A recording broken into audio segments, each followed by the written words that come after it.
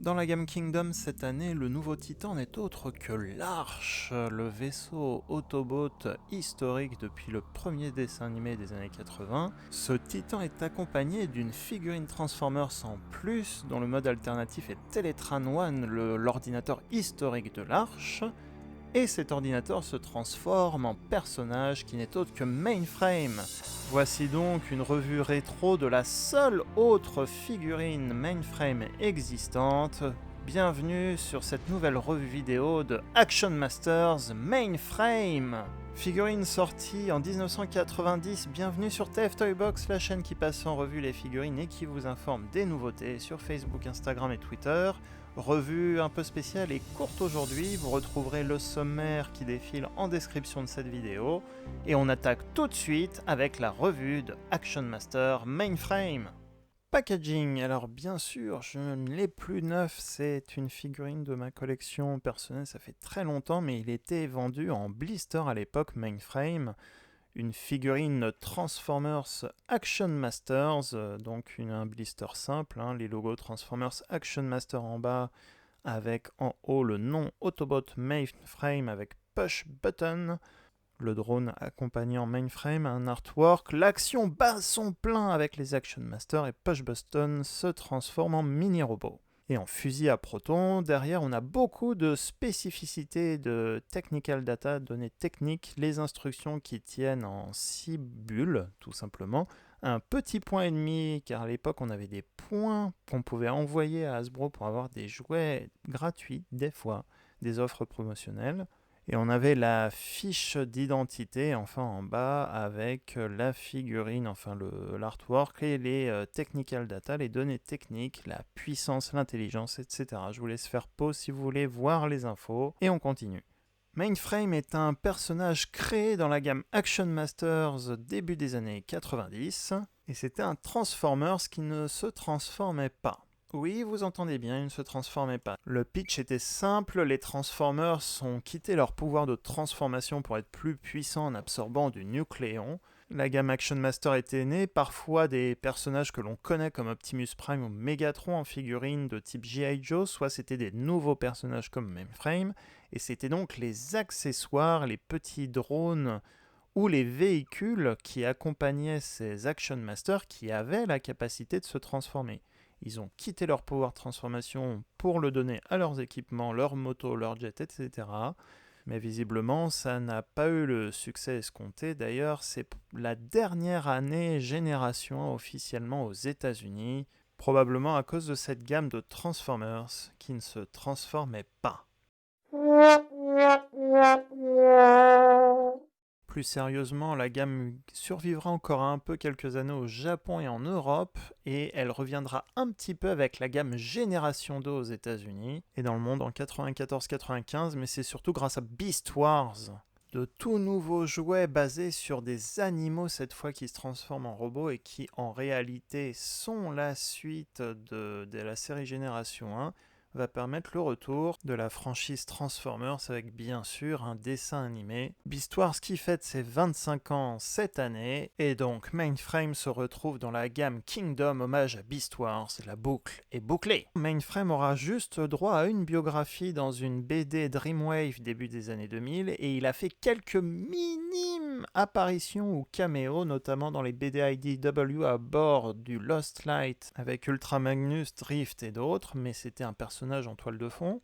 Il aura fait une ou deux apparitions dans une BD de la convention Transformers Botcon Shattered Glass Invasion de 2012, et son seul moment télé n'est pas une apparition dans la série Génération 1, mais Animated, où là aussi c'est un personnage qu'on retrouvera dans la foule, et c'est le seul rôle qu'on lui donnera. Donc c'est très bien qu'on lui donne une plus grande place dans la gamme Kingdom avec un mode transformable, et en plus il se transforme en Teletran One, l'ordinateur historique des Autobots, rien que ça. On retrouve nos deux Transformers, donc Mainframe à gauche et Push Button à droite. Push Button à qui j'ai déjà équipé le petit pistolet de Mainframe, donc on le verra tout de suite après, un petit pistolet bleu, voilà, je l'accroche sur le côté. Figurine Action Master déjà de Mainframe assez standard, assez simple, on va voir il y a très peu d'articulation. Ma version a un peu vieilli, forcément, il y a de la peinture qui est un peu partie sur les épaules. On a des couleurs assez vives, du rouge, du bleu, un petit sticker pour le logo Autobot, un petit torse avec un disque, une sorte de disque, car Mainframe est comme Perceptor, c'est un scientifique, un puits de données qui enregistre beaucoup d'informations. Mainframe veut d'ailleurs dire un serveur. D'ailleurs, fun fact sur sa fiche d'identité, il peut stocker 200 000 mégabits, c'est-à-dire 200 gigabits de données, ce qui était extraordinaire à l'époque. Alors qu'aujourd'hui, on a même des SD cards qui servent à enregistrer cette vidéo qui font 256 Go, donc la technologie a bien évolué, beaucoup mieux que Mainframe malheureusement, et sa bio, sa fiche d'identité. Du orange, du bleu, du rouge, du gris pour les couleurs primaires. Et le disque de données au milieu est bleu ciel aussi. Enfin, par disque de données, je veux dire disque dur. J'imagine. Début des années 90, c'était le début des couleurs fluo en Transformers, donc on a du orange bien vif aussi, on aura droit encore aux couleurs vives avec Génération 2.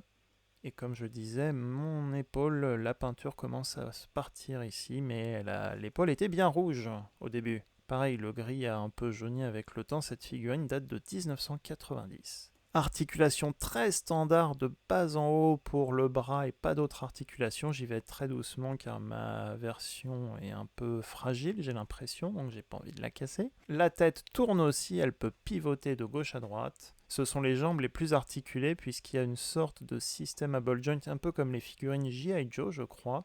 En tout cas, les jambes sont facilement orientables au niveau de la cuisse et on peut les plier au niveau du genou. Chaque figurine Action Master en blister venait avec un petit pistolet qu'on va pouvoir combiner avec le plus gros accessoire ou le drone. Donc voici le petit pistolet de Mainframe, tout simplement. Il tient un pistolet bleu avec deux canons.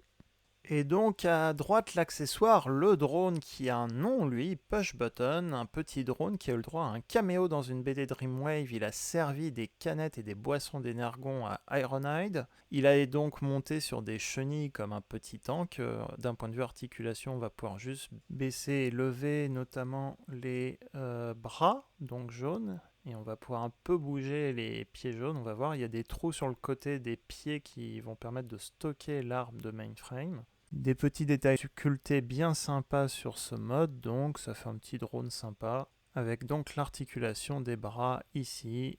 Chaque arme ou accessoire ayant un gimmick de transformation, voilà, on peut appuyer et déployer un canon sur Push Button. C'est un petit bouton avec un ressort à l'intérieur, donc voilà. Comme je disais, on peut utiliser les pieds aussi pour l'orienter un peu plus en haut, de haut en bas, mais il n'y a pas d'articulation à proprement dit au niveau des pieds. Et on va prendre donc le pistolet, on va pouvoir, comme je le disais, le stocker sur le côté de Push Button. On ne peut pas le stocker dans la main, et ça c'est dommage. Et attention, transformation de Push Button, on va mettre à l'arrière les deux pieds, comme ceci. On va appuyer sur le bouton et on replie les bras à l'arrière. Dernière étape, on connecte les deux canons. Et voilà le Transformers qu'on a eu à l'époque dans la gamme Action Master. Je me moque un peu, mais en fait, c'est un personnage que j'aime beaucoup vu que c'est un personnage créé et pas juste une version Action Master d'un personnage connu comme Jazz ou Optimus. Donc je suis très content d'avoir une nouvelle version et j'aime bien ma version originale. Le canon, on peut le connecter donc dans la main de Mainframe et comme on le voit, pour cet accessoire comme les autres dans la gamme Action Master, c'est un peu lourd forcément pour le bras de la figurine. Donc toutes les figurines avec donc des accessoires qui pouvaient se transformer en gros canons comme Push Button ici. En termes de comparaison donc avec une figurine Deluxe Kingdom RC de la vague 2. Comparaison avec une autre Deluxe Blur Studio Series ici. Comparaison avec une figurine Legend Class de la gamme Combiner Wars Bombshell, c'est plus précisément le repeint de chez Takara Transformers Adventure. Mais ça vous donne une idée de la taille. Donc les Action Masters étaient de la taille de figurines Legend Class ou Core Class dans Kingdom. Comme également Shrapnel ici, de la gamme Génération également. Push Button fait également très petit à côté de Cyclonus le Voyager Class.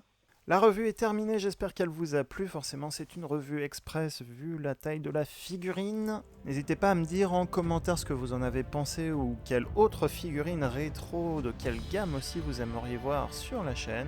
Trouver Mainframe Action Master n'est pas simple, en général ce sont les sites d'enchères ou de vente en particulier où vous trouverez cette figurine. Et si vous voulez Mainframe dans votre collection en version moderne, il arrive avec l'Arche dans la gamme Kingdom cet été. N'oubliez pas de laisser un petit pouce positif si ça vous a plu, en tout cas ça aide aussi pour la visibilité de la vidéo et pour moi ça me fait toujours plaisir. Restez connectés également avec les réseaux sociaux sur la chaîne YouTube, Instagram, Facebook et Twitter. Et d'ici là, à très bientôt pour une prochaine revue.